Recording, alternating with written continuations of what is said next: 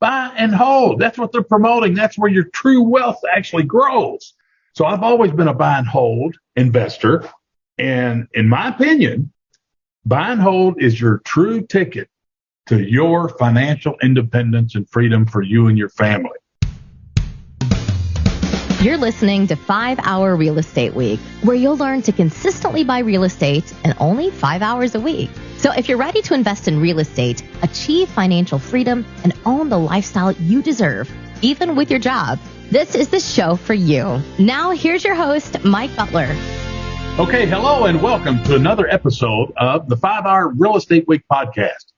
My name's Mike Butler, and today we're on part 3 of our 9-part series, Investor Strategies for Success in Today's Rapidly Changing Real Estate Market. So part 3, our topic today is income taxes. You got earned, passive, and tax-free. And we're going to go through these bit by bit and with a couple of examples for you to compare and see. Now, one thing that kind of gets under my skin, and it has for years, I'm a buy and hold investor for starters. Okay. But I do believe in wholesaling and or occasionally doing a buy, fix up and sell to generate chunks of cash. And you can do that to help you achieve and get your 20 nice rentals paid for in 3 to 5 years. So let's take a look at each. So let's look at earned income. So earned income, if you back up and look, take a 30,000 foot view and you look down at earned income, that's where you do something, you provide a service, or you got to do something in order to get paid. So think of it this way. Think of a used car lot. Okay. So the person involved with the car lot, they go to the wholesale auctions for cars every week and they buy some nice vehicles, whatever kind they are. They take them back to their used car lot, put some lipstick on them, put them out there on the lot and sell them for a higher price. That's what wholesalers do. That's what flippers do. Okay. And so if life happens and something happens and we don't want it to, but we can't stop it, like Forrest Gump used to say, blank happens. Something happens to you health-wise, tragedy, somebody's in a car wreck. You got to take care of your parents, a family member, a loved one, or whatever. And you can't spend that time that you used to do every week going to the wholesale auction to buy stuff. What if you can't move anymore for whatever reason? And it stops. How much income are you going to have? You don't have any income coming automatically because you own it. That's a true definition of an asset, my friend. Because you own this, it puts money in your pocket. That's passive income. And then ultimately, the tax-free income comes by using your self-directed Roth IRA and self-directed accounts, and those are just phenomenal. And everybody, you, your spouse, your kids, your grandkids, your parents, encourage your brothers, sisters, aunts, uncles, and friends and enemies alike, encourage them all to get self-directed Roth IRAs. I prefer Camaplan. I do have Equity Trust, but Camaplan, CAMAPLAN.com. Now, earned income. So with earned income, it's kind of like having a W-2 job, but it's even worse. Why is it worse? Because when I was a policeman and I got my paycheck every 2 weeks, I'd look at it, and on the bottom of the check, it would break down how much they took out for this, the federal income tax, Social Security, unemployment, whatever it was that they took as city taxes, blah, blah, blah, blah, blah. Okay. And if you've had a job, you're used to seeing that. Now, if you're self-employed and you're a plumber or got your hardware store, you're a small business owner.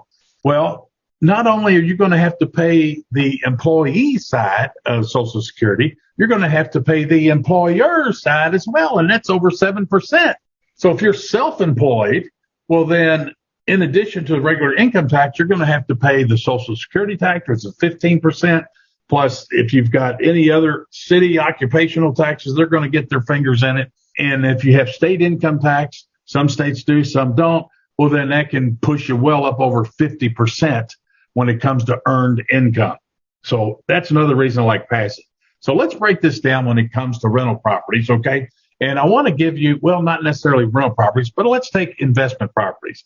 And the simplest way I've discovered to share this idea so you can wrap your head around it is let's just take a single family house. And it was several years ago, probably a little more than several years ago, where my good friend Jay Long, who's a real estate investor, broker, super sharp guy, his training being a bird dog for some super sharp, successful investors.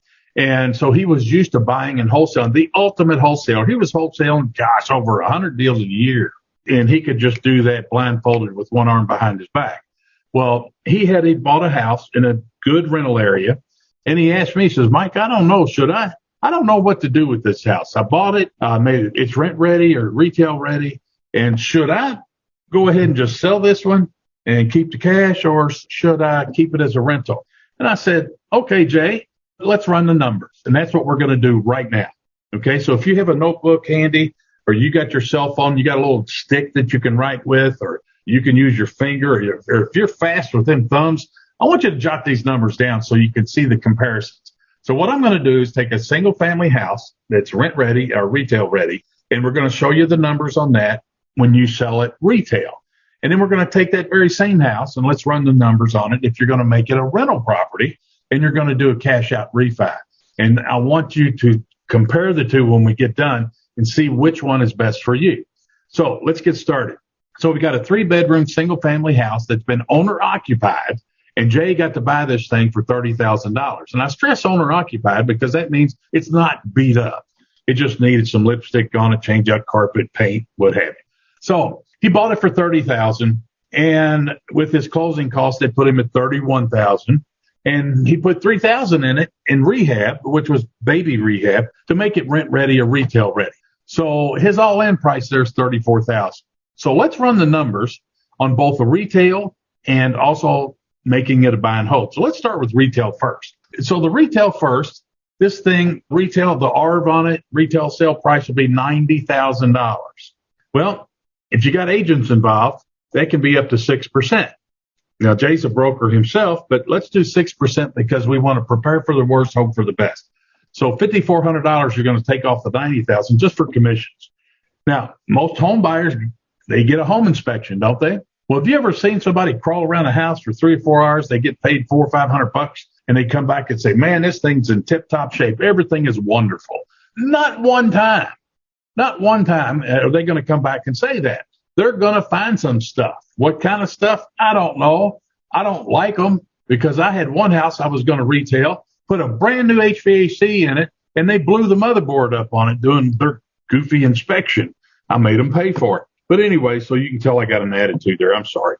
But the bottom line is, odds are they're going to get a home inspection. Who knows what they're going to come up with on repairs that need to be done. Also, the next one, their contract, almost all of them, if you got a home buyer that's getting a loan to buy it, is going to be contingent upon them getting financing. So they can tie up your property for up to 2 months, say, and if the bank or somebody doesn't approve their loan, well, then they can say, adios, no harm, no foul, and you're out your holding costs there. I don't like that. And they take up to 60 days to close. So that means you got that puppy sitting there vacant, and a vacant rental property, single family, I factor in a minimum of $1,000 a month that it's going to cost me, that it's going to cost you. Why? Because you got taxes to pay, you got insurance to pay, you got lawn service, you got utilities, and I'm not even counting any interest payments that you may have if you've got some kind of other funding to acquire the property. So let's see what we got so far. So you got $90,000 for the sale price, minus $5,400 in commissions, minus the $2,000 for your holding cost, and who knows how much for repairs. That leaves you $82,600 out of the $90,000. $82,600 is what we're working with now. Now you're going to subtract the total dollars invested. Now, Jay had bought this for $31,000 with $3,000 rehab, so it's $34,000 we're going to take away from the $82,600 because that's how much he has total invested.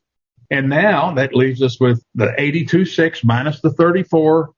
That leaves a gross profit of $48,600. And that's what you think when you run the numbers, right?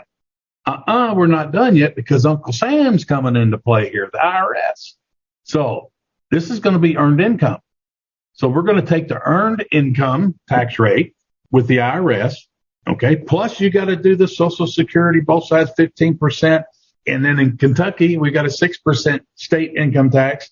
So we're looking at 49%. And depending on where you live, it could easily be over 50%. So your income tax, get this, you got a retail profit of $48,600, but now you're going to have to pay $23,814 in income tax, which your real true leftover cash profit is only $22,746. And then here's the ugly part. So once you sold it, you have zero more benefits. It is over, sister. No more benefits. That's the retail side. So the number to remember here is $22,746 minus any of those unknown repairs. This home inspector might come out and you got to negotiate that. All right. So let's take a look at making it a rental property, and let's look at getting a loan on it to get our long-term fixed rate financing in place. So that's buy and hold, and let's do a cash out refi. Once you get it rent ready and you got a tenant in it. So let's take a look at this. Same house, same purchase price, same rehab money. So he's got 31 with closing costs, 3,000 in rehab. That puts him at $34,000. Aha. But as soon as he got it rent ready, put a tenant in there. So now he's going to have 2 months of rental income. That's $800 a month. I'm just trying to be realistic here, but you can get a lot more. But let's just do $800 times 2 months. That's $1,600. So now he's all in. He just reimbursed himself $1,600 out of the 34. So now his all in price is $32,400. So the appraisal, it comes in at $90,000, just like he was going to sell it for $90,000. The appraisal comes in at $90,000, but the banks will not give you a $90,000 loan. Odds are you're going to get an 80% LTV. So what does that mean? If the appraisal is for 90, they're only going to let you borrow 80% of the 90, and the amount borrowed is $72,000. So that's your number. So you're going to have closing costs and the lender fees, and let's just say that's $2,000. Hard to get around that if you're going to get money for 30 years fixed, okay? So that means tax-free cash to you is $70,000. $70,000 tax-free cash. So subtract your all-in price.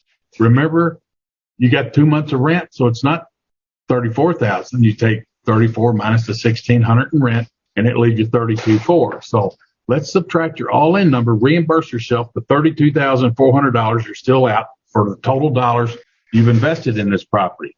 So if you take $70,000, that tax-free cash to you, minus the $32,400, the tax-free leftover cash for you to invest with is $37,600. And get this, with more benefits to you. You're going to get the cash flow every month, and the rents are going to go up as things happen in life. And the system that I use for landlording, you're going to average 110% of your rents every single month. Plus, there's another big benefit for you called depreciation. And because you own this, you get to depreciate certain things, and that lowers your taxable income. It is a phenomenal benefit. So let's take a look at the quick comparison here. If Jay was to take this house and just sell it, he's going to have a real true ballpark $22,746 retail profit minus those unknown repairs from the home inspection. If you're going to make it buy and hold and do a cash out refi, after he reimburses himself all of the money that he put in it to buy it and fix it up, the $32,400, he's going to have $37,600 left over, tax-free cash, okay, that he can use to invest in more rental properties or more buy and holds, and to help you get there, get those 20 nights rental houses paid for faster. That's exactly what I did. Now, a lot of folks might say, well, it's a Burr method. Well, back then, the Burr method slang wasn't in play, but that's what I did back then. It just wasn't called Burr. So which is better for you? Think about that. It's amazing how the expert trainers, up until this market started changing, the only thing that they were super excited about is to get that magic pill to get fast cash right now, overnight. And you could do that with wholesaling. You could do that with flips. Now they're starting to change their tune a little bit. Interest rates are going up. It's harder. You can't buy as much house as you used to. So the prices are starting to plateau, or you might even see, well, we're going to see them come down a little bit, because it's going to switch from not enough houses for sale and too many buyers, and it's going to grow back to too many houses for sale and not enough buyers. So it's amazing how these expert trainers who previously promoted the flips and wholesaling, they're not promoting that anymore. Guess what they're promoting now? Buy and hold. Buy and hold. That's what they're promoting. That's where your true wealth actually grows. So I've always been a buy and hold investor. And in my opinion, buy and hold is your true ticket to your financial independence and freedom for you and your family. So that wraps up this session. We'll get on to the next. Adios. Glad you joined us for another episode of 5 Hour Real Estate Week. The best thing you can do now is put this information to action. To help you get started, Mike created a free resource for you called How to Buy 50 Houses a Year, Even with Your Job. Download it now by going to mikebutler.com/50 houses. And we'll see you on the next episode.